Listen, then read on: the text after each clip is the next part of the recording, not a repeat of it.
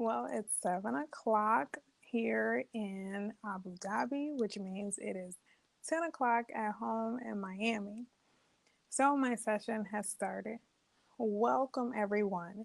My name is Phyllisa Deroze, and today I am going to talk to you about some tips to help you enjoy Thanksgiving. Currently, right now in the pot, I have a pot of greens and peas. So I have already started preparing for Thanksgiving. And I want to see where you are listening from, tuning in. So go ahead and leave me a comment and let me know you're out there, and I'll continue. So I have type 2 diabetes. I was diagnosed in 2011, and I remember my very first Thanksgiving after my diagnosis. I was extremely nervous and terrified and wondered if I could get the carb count correct and giving myself insulin injections. Did I want to do that in front of everybody? How would people perceive me? Especially being the youngest person in my immediate family to have type 2 diabetes. So over the years, I've gotten a lot more comfortable, and I've also become the guru of hacking tips for Thanksgiving. So, my very first tip to help you enjoy getting through Thanksgiving, especially if you have diabetes, no matter if it's 1 or 2 or 1.5 or even gestational, is that you have to prepare a comeback for the food pushers. It's the holidays.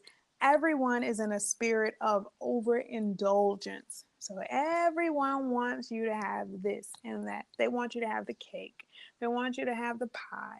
They want you to have the rice. They want you to have the pasta, the macaroni and cheese, and all these delicious things. But when you have to count carbs for your life, you have to find a way to say no. I remember my very first Thanksgiving. I knew I wanted some sweet potato pie. Like, I love sweet potato pie. And so I was saving all my carbs for the sweet potato pie.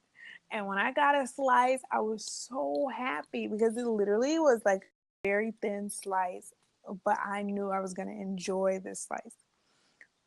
And I cut the pie. And my aunt who made the pie, she was like, "That's all you gonna have?" And I was like, "This is all I can have." And I really want to enjoy it.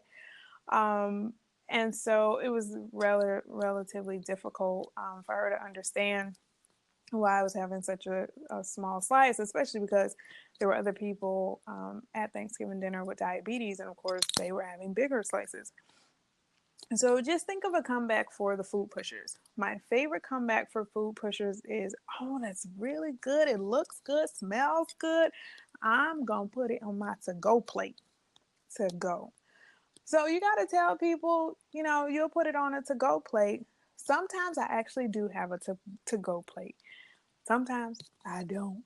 And no one is looking when I walk out their house if I have a to-go plate or not.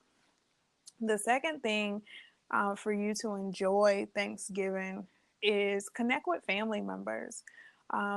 It's the time where, for me, again, being by myself in terms of my diagnosis of diabetes and managing it alone, now when I'm around extended family and there are other people that have diabetes, I use this time to talk to them, about diabetes, just to say, you know, how are you doing? How are you managing? Do you have any tips for me? This was so super important my very first Thanksgiving to talk to family, extended family, because I learned at Thanksgiving that I could give myself my insulin injections in my arm or my stomach at home so that when I'm in public, I can save my thighs and that I didn't have to feel uncomfortable. I could actually give myself insulin injection under the table and no one knew. But I learned this hack from talking to family at Thanksgiving about diabetes. And my other key for enjoying yourself for Thanksgiving would be to bring vegetables. Bring things that you know you can eat. My family Thanksgiving dinner is full of carbs. And even sometimes the vegetables have carbs and like string beans. You know, you got regular string beans, but then you got string beans that got the potatoes in them. And so I have learned to bring my own vegetables. So I know if I can't find anything there at the potluck or whatever, at least I have this thing that I can bring. So I typically bring sauteed spinach, sometimes a green salad, sometimes green beans, because when I'm eating off the plate method, half of my plate is vegetables when you're eating off the plate method, but I like to split those halves. So I don't like the full half of my plate to be the same green vegetable because then I feel like kind of bored. So in that half of my plate, I'll have green beans, spinach, or I'll have salad and collard greens or something like that, just so that I feel like I'm not having a boring Thanksgiving dinner. So have comebacks for the food pushers. You can tell them to put it on a to-go plate if they want, and also connect with family about diabetes. Perhaps someone who has had diabetes longer than you, they have information that you can benefit from and can share. And then my last tip for helping you enjoy Thanksgiving next week is to actually have some activity planned. I remember growing up where kids during Thanksgiving, we would have races with each other, or we would ride our bikes, or we would hula hoop. We would have all kinds of fun. And nowadays, with people on their cell phones and stuff like this, like it's not a lot of physical activity.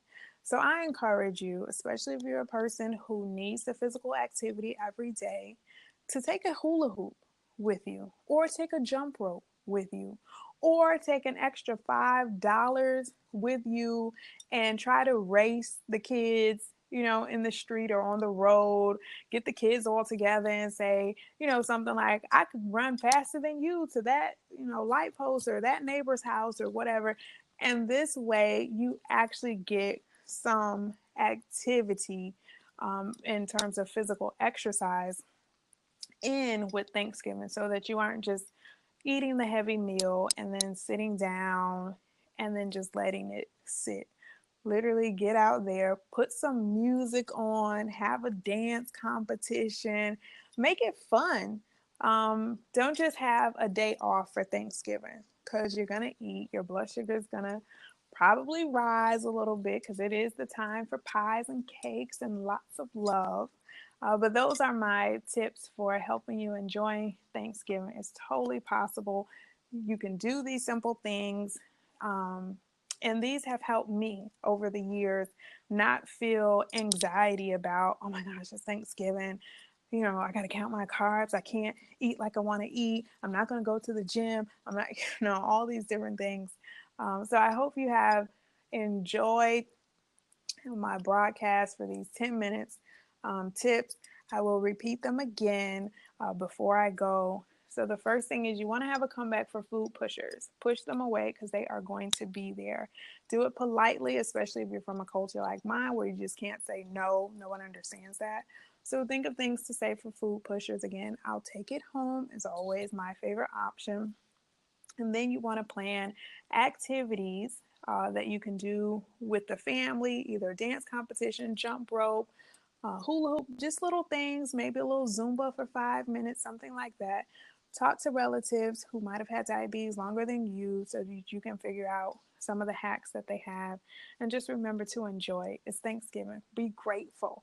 So it was great that I had this little live moment with you. I hope you enjoy it. And you can find me at diagnosenotdefeated.com, which is my blog. And you can also find me at Black Diabetic Info on Instagram, or Black Diabetic Info on Facebook. So I'd love to see pictures of your Thanksgiving and how it went. Thank you so much for tuning in.